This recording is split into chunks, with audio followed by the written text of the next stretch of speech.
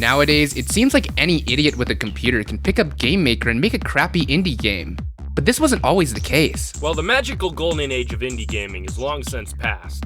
That doesn't mean we should forget the great games and people that arose from the scene. So today, we're going to be listing the top 10 greatest indie developers of all time. There are only two rules. They must be independent developers, and they must also be video game developers. Let's go.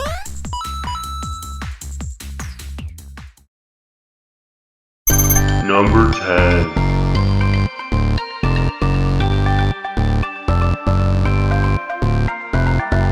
Starting our list off, we have Edmund McMillan, creator of, some Newground games. He did Super Meat Boy and The Binding of Isaac, which are kind of like parodies of Mario and Zelda. Just what we needed. A Zelda game that plays like complete shit and is disgusting to look at. And a Mario game that is impossible to play.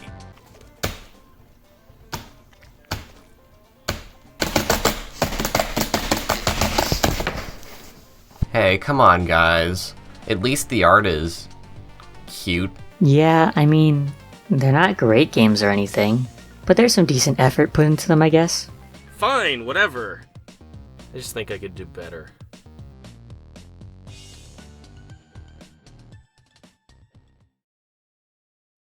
Number 9.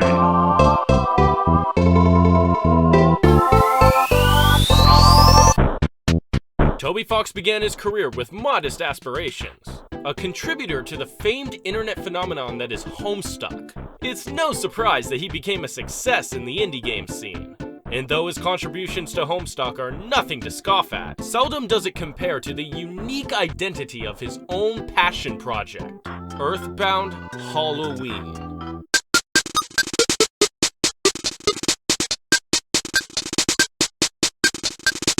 A ROM hack he created independently in 2008. It takes the classic gameplay and iconic humor from Nintendo's Earthbound and transforms it into a game more fit for the modern age. He went all out on this horror-themed fan hack, creating his own original music and injecting so much of his own personality into the game that even a decade later, many are still humming those classic tunes. Now, Toby's career as a seasoned indie dev didn't end there. With the first success under his belt, it wasn't long before he began working on a spiritual successor to Earthbound Halloween. He began working on a game with an even more unique premise, original characters, and a story that would stand the test of time. That was when he created his true mainstream masterpiece, Yick, a postmodern RPG.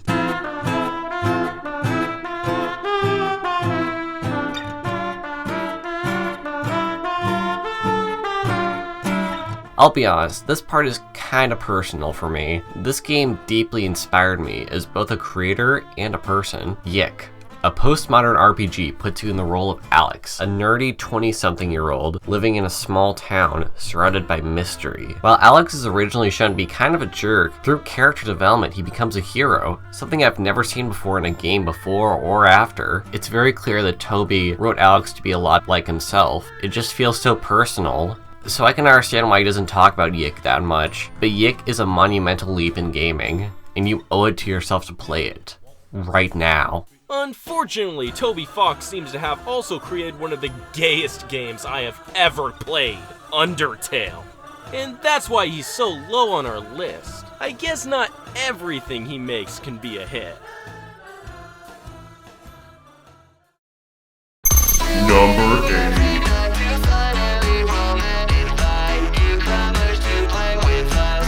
When I first saw Five Nights at Freddy's, I'll admit, I wasn't very impressed. It was a horror game that wasn't even that scary. You really expect me to be afraid of Chuck E. Cheese's, one of the happiest places on Earth? What, you want a piece of me?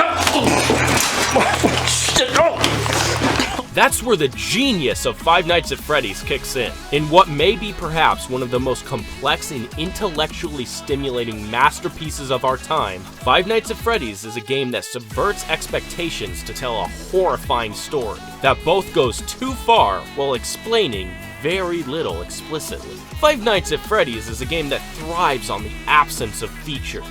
It's the bare minimum controls and rather cheap looking models. While one might expect these to make the game worse, It creates a unique experience that adds to the thrill of exploring the game's universe.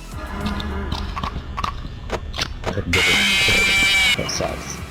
Five Nights at Freddy's is a game that has accomplished feats that even first-party properties, such as The Last of Us 2, have failed to do, and that is enable the medium of gaming to transcend into being a legitimate art form. If Roger Ebert was alive today, he'd have eaten crow after being jump-scared by Golden Freddy in the second installment, likely before passing away due to sheer embarrassment over how idiotic his previous statements seemed in retrospect. Now, with all that said, why isn't Five Nights at Freddy's higher on the list? Well, in more recent games, it seems that Scott has lost his way and allowed his libido to take over his artistic genius. It's a tale as old as time, really, as his games have become increasingly more lurid and exploitational. I mean, just look at these animatronics. This is not okay. Perhaps most questionable is the fact that these sexualized robots are inhabited by children according to Scott's own mythology, something that had Ebert been alive to see, also would have made him pass away due to embarrassment. While you are a genius, Scott Cawthon, that also means you likely did this deliberately. What are you trying to say about your audience members by incriminating them this way? Yeah. I guess I also thought the game was just okay.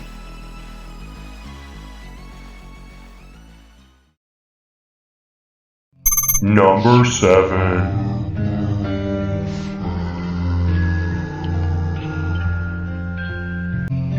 Indie games have reshaped the horror video game genre in ways we never thought possible. From the invention of Slender Man, who showed us the power of darkness, and the aforementioned Five Nights at Freddy's, these games have changed horror as a medium. But I ask you, is it really a great horror game when you can turn off your computer and be certain no harm will be brought upon you? This premise is why stories like Sonic.exe were so scary. The idea that you will be harmed in real life for just playing the game. But no indie developer has realized this concept better than Gary Graves, the creator of a little-known indie game called Sad Satan. Now, I know what you're thinking. How could he have possibly done that?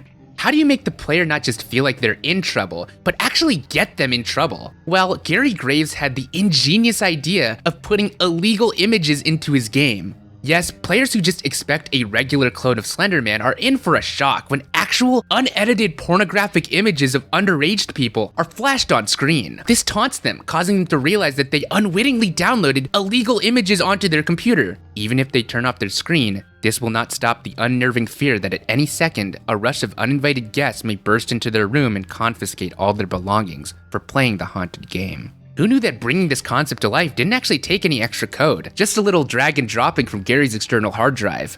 Gary Graves, you, my good sir, are a genius.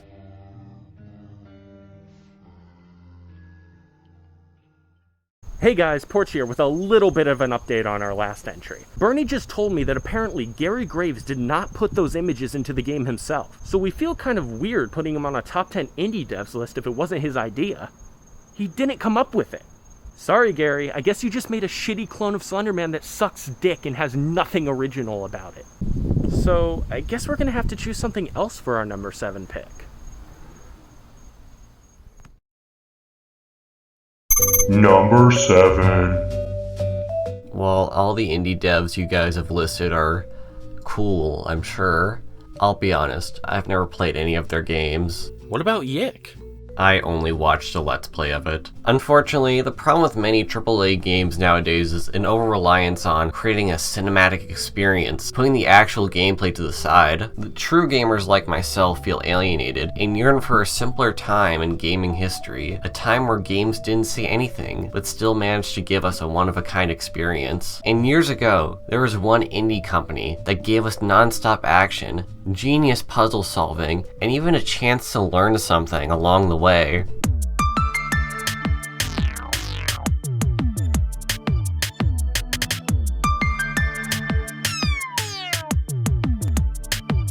Cool Math Games was a hub for thousands of amazing games that I still come back to this day. Now I know what you're thinking. Wait, you bought over 1,000 of these indie games? Are you insane?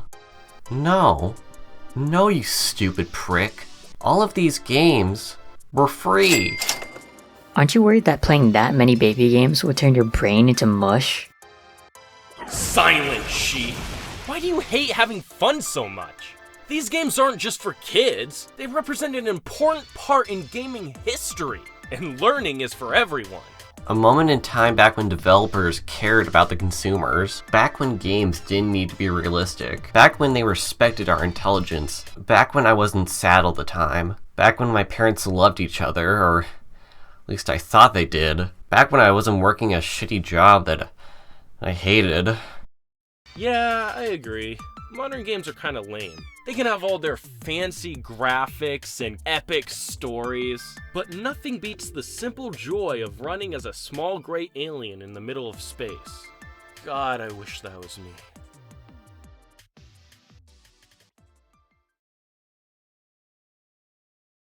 Number 6. Ever since he was a kid, this developer was seen as an outcast to society, forced into the solitude of his own bedroom. And it was during those years of loneliness that he began to plan something that would change the world forever. He read pages and pages of articles and books about the minds of serial killers and what caused them to do the horrible things that they did, and instead of looking away, he took notes, for they would become useful in the future. As he ironed out the intricacies of his upcoming project, he kept it a secret to everyone. He didn't know how things would pan out exactly, but he did know he wasn't gonna come out unscathed. He wanted to shock everyone, send a message to the people who ostracized him, and maybe even change the world forever. He began studying maps of the high school. And after redrawing those maps, writing thousands of pages into his notebooks, and making a list of victims, this developer would end up creating a pretty fun RPG. Number 5.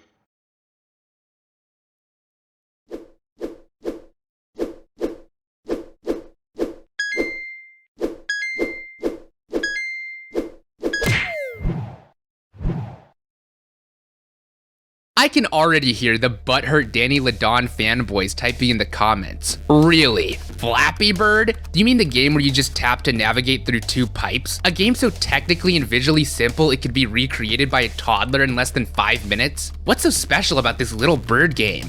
Well, the creator of Flappy Bird didn't make the 5th best indie game developer because he made the most fun indie game. He didn't make the most technical indie game or visually stunning indie game or even the most unique indie game. No, the creator of Flappy Bird placed this high because he made the game when America needed Flappy Bird.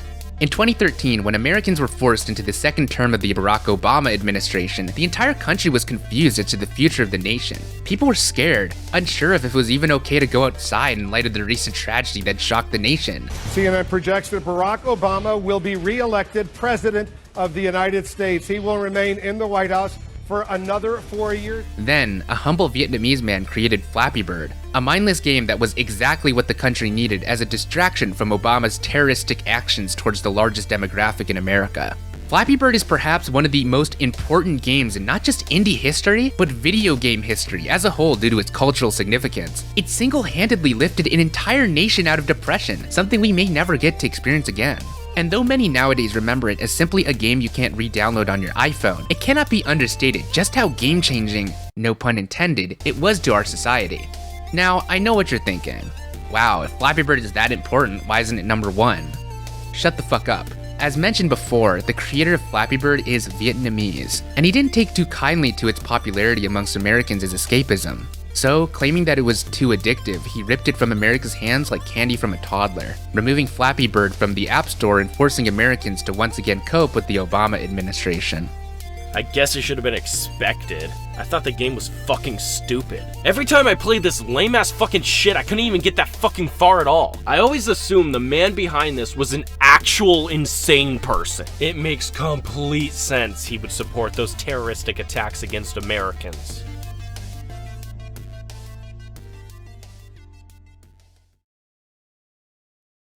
Number 4.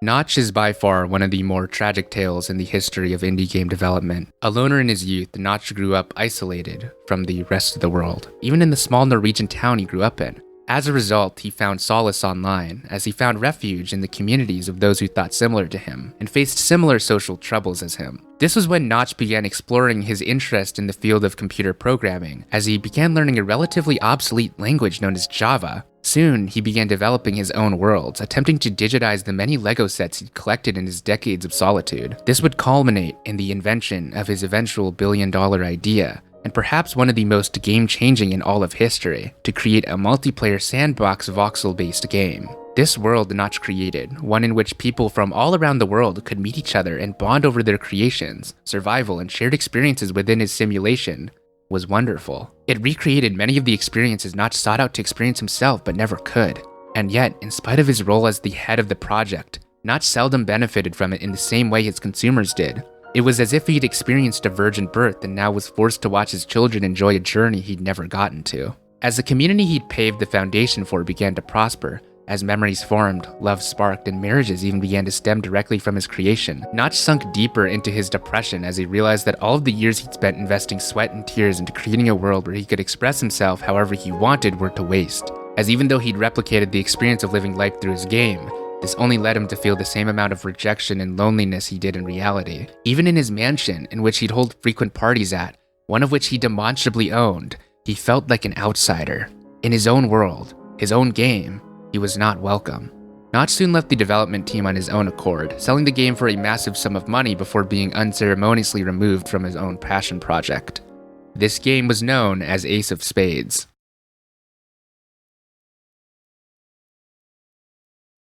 Number 3. My name is Phil Fish. I am a game designer. Go ahead and cry about this choice in the comments. But you know, deep down in your hearts, that it's well deserved. This man created a game that literally was able to change your perspective on the world. And the result was only mockery. I don't know, I think he was kind of an asshole. Yeah, and while I agree with some of his tweets, I wouldn't say that stuff if I had a large following. Why the fuck are you two even on this project? If all you're gonna do is try to be some sort of contrarian hellbent on derailing the pacing of this video. The game wasn't that good either. I don't really like the blocky character designs. It just feels lazy. Doesn't he hate Japanese people too? I remember reading something like that a while ago. Shut the fuck up. Fez is a work of art, and I will not sit here and listen to you guys bitch and moan because the creator makes you upset. People like you are the reason Phil Fish and so many young and talented indie devs end up quitting. I hope you're happy knowing that we'll never get a Fez 2. Phil Fish? I thought we were still in the Notch section. Oh, we're not? Well, I take back everything I said then. Fez was pretty tight. Good pick, Porch.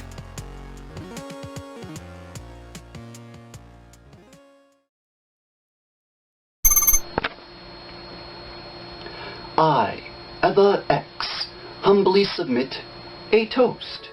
There is only one man who can top Phil Fish in intellectual prowess, lovable snarkiness, charisma, and most of all, talent. While some would consider Phil Fish as the smug anime girl of the indie game industry, acting very much like a tsundere, there's a new kid on the scene that has easily earned that title.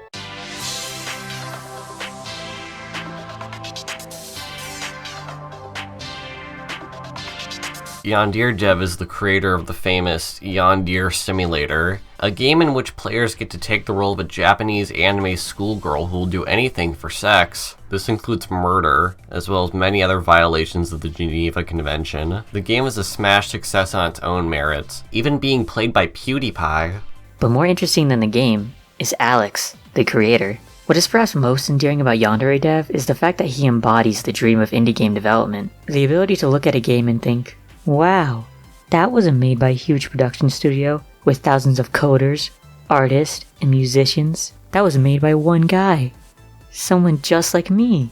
Yander Dev, more than anyone else on this list, embodies the everyman. I see a lot of myself in him, to be quite honest, from my perpetual loneliness and inability to get a girlfriend. Advice on getting a girlfriend? You just need a few simple items. A rope, duct tape, some chloroform, a really good alibi, a basement, and a good reason to lure her into your home.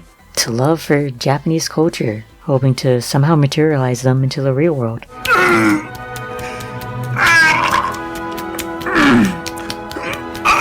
To catching up on all of my emails.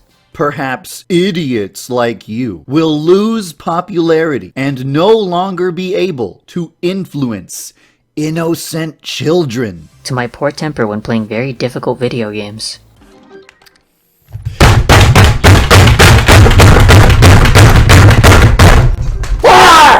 And to even my own struggles of learning how to code. Yander Dev is the pinnacle of indie game development. When you look at the dictionary definition for indie game, Yander Dev should honestly be there because he's one of us.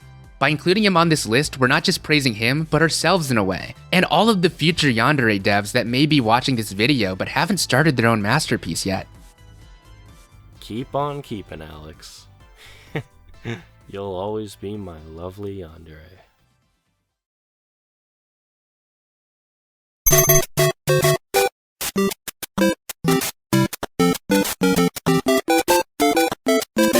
As we've discussed the history of gaming throughout all these entries, before we reveal our #1 pick, let's take a walk down gaming history. Gaming first hit the mainstream with the popularity of arcade cabinets, where iconic characters such as Pac-Man and Q*bert were first established. Then, we saw attempts at bringing the experience home, with the invention of the Game & Watch system by Nintendo.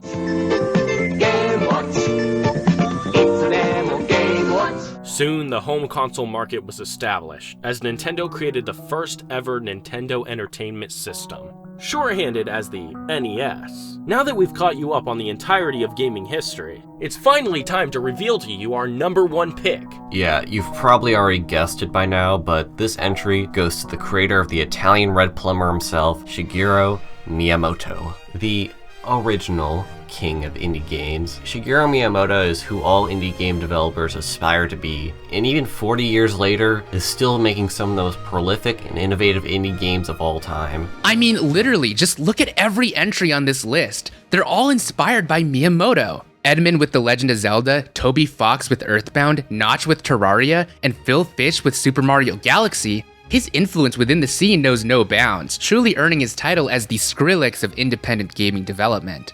And unlike most of these other entries, Miyamoto has yet to fall off. His games today still regularly compete with mainstream first-party competitors funded by massive studios, such as the IPs owned by Microsoft and Sony. Many even still confuse his games as being comparable, forgetting that projects such as Super Mario Odyssey and The Legend of Zelda Breath of the Wild were done entirely by one humble Japanese man. And it's hard to blame them, given how much attention to detail Miyamoto assures in every single game he develops. Meticulous care was put into footstep sounds. Well, that's an understatement. There are hundreds of sounds surrounding Link, from several footfalls per the many types of terrain, to the sounds of grabbing and holding items and weapons, to the sounds of weapons, bows, and shields rustling on your back. So, Miyamoto has rightfully earned his #1 spot as the best indie game developer of all time.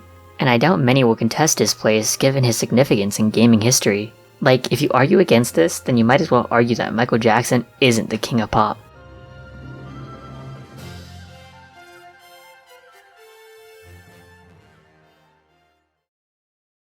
And if I have one last message for you, Miyamoto. Arigato, Miyamoto-sensei-san. And with that, we conclude our list. Thanks for watching! And to all the future indie game developers watching this video, please message us, because we would make perfect protagonists for one of your projects.